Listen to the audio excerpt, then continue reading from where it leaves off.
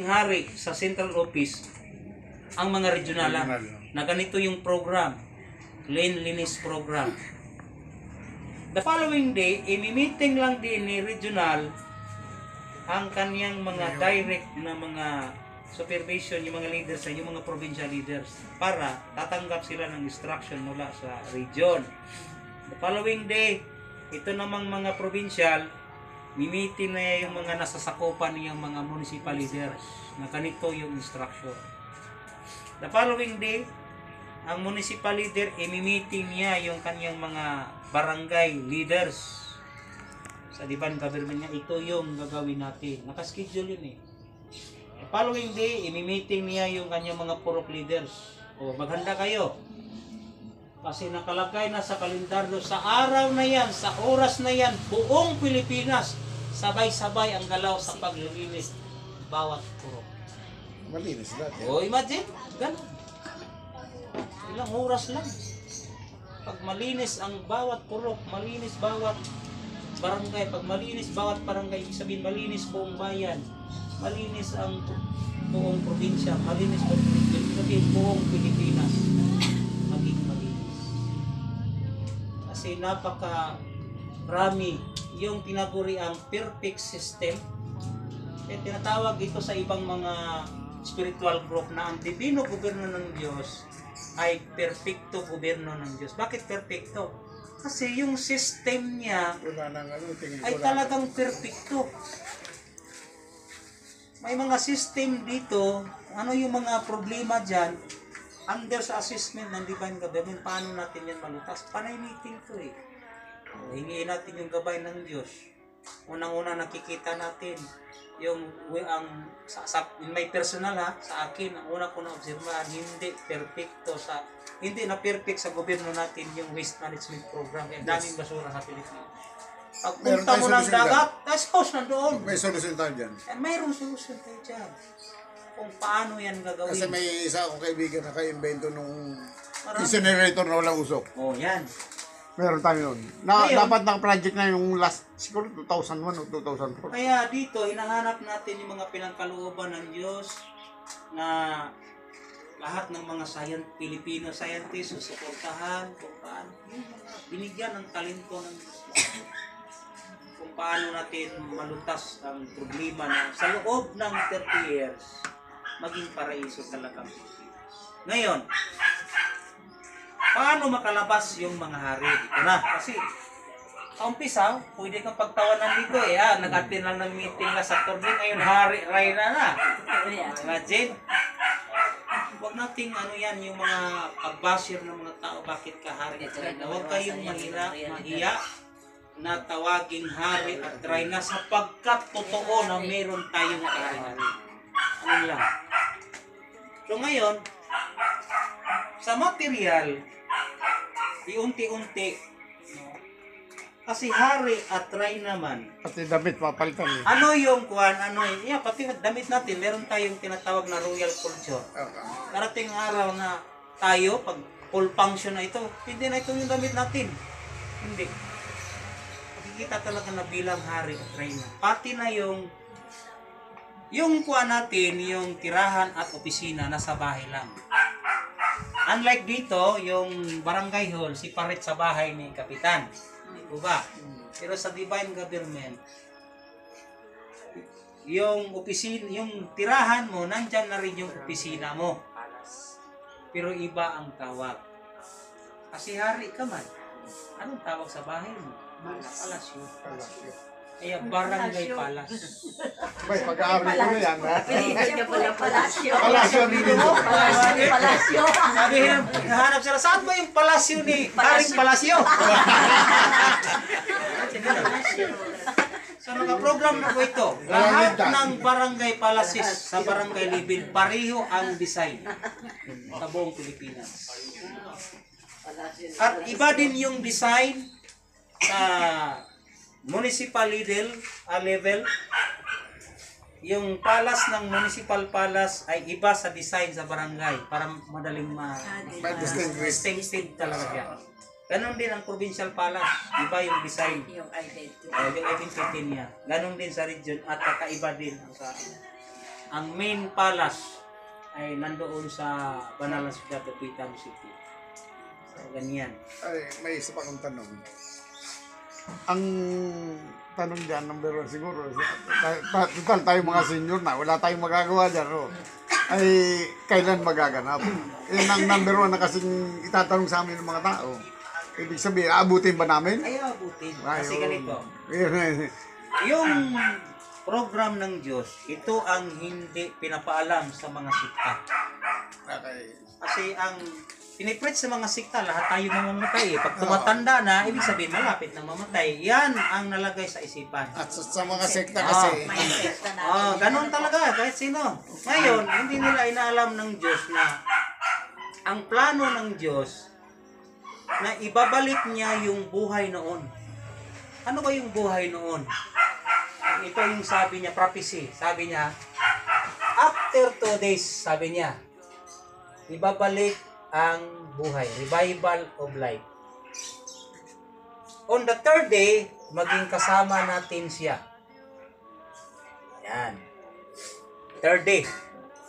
So ngayon, problem solving yan. okay, Na yung 2 days ba tulad ngayon na Sabado, bukas, Linggo, pagkatapos ng 2 araw, Sabado at Linggo, Lunes, meron ng revival of life.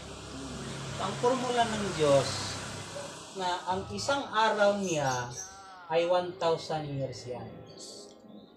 Ibig sabihin na pagkatapos ng 2 araw, ibig sabihin tatapusin mo na yung 2,000 years. Saka na magkakaroon ng revival of life. Ano yung ibig sabihin ng revival of life? Na yung original design natin na tayo'y mabuhay per 1,000 years, yung existence sana ng katawan per 1,000 years.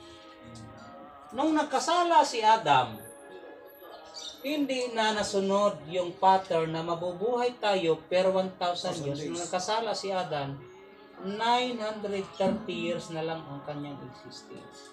Ilang kulang sana? 70. 70 years. Ngayon, nabaliktad.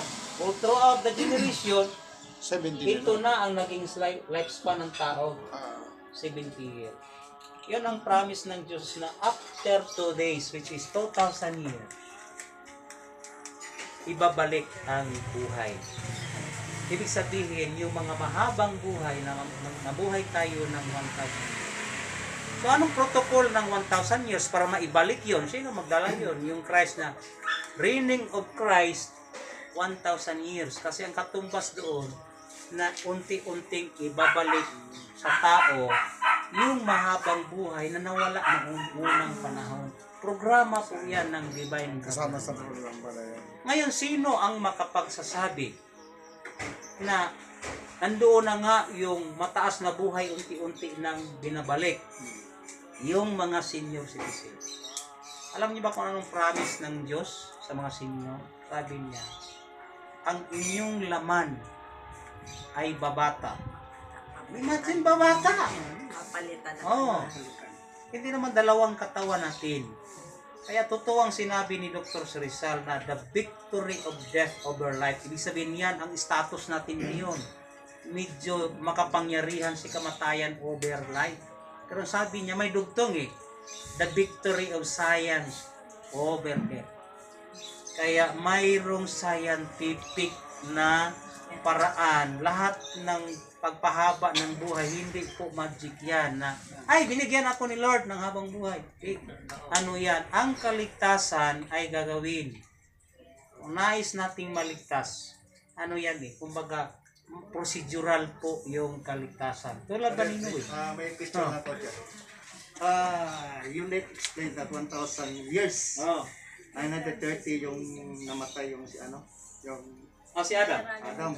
Tapos may plus 70 dyan. Kumbaga itong 70, ito na lang sana ang kulang niya para mag-comply yung 1,000 years. So wala nang tao na nakakomply. How can you share that years lifespan if we have only 30 years na lang to implement the project? Ano, yung kuan, yung 30 years, program kasi yan yung kalagayan ng nare-respond Pilipinas.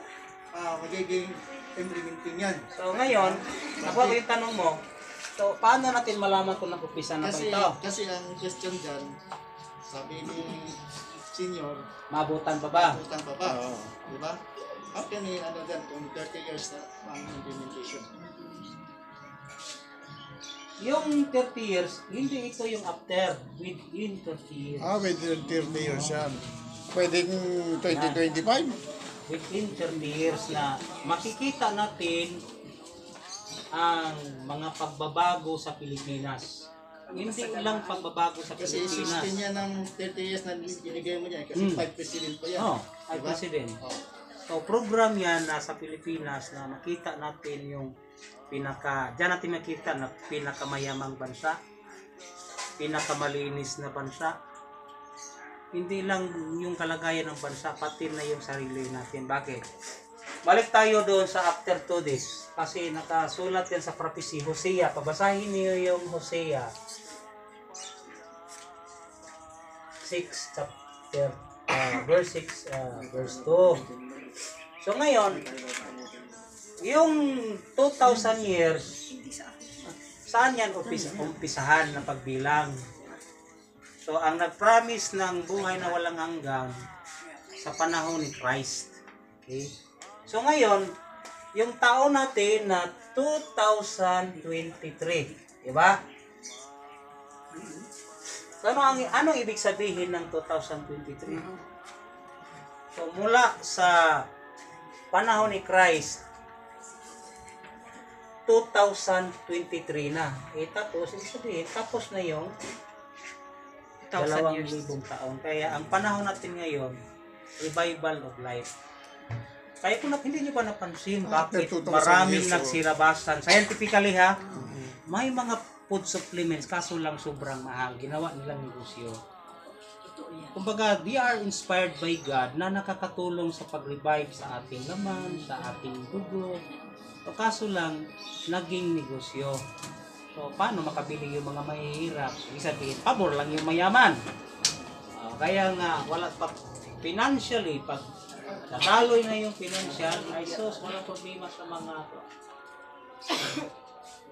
So, dito natin maumpisahan na pati nga gobyerno nag-inspired na sino yung aabot ng 100 years old na buhay pa. Kasi alam nila mahirap yun. May 1 million. Mayroong 100,000. 1 million na. 1 million?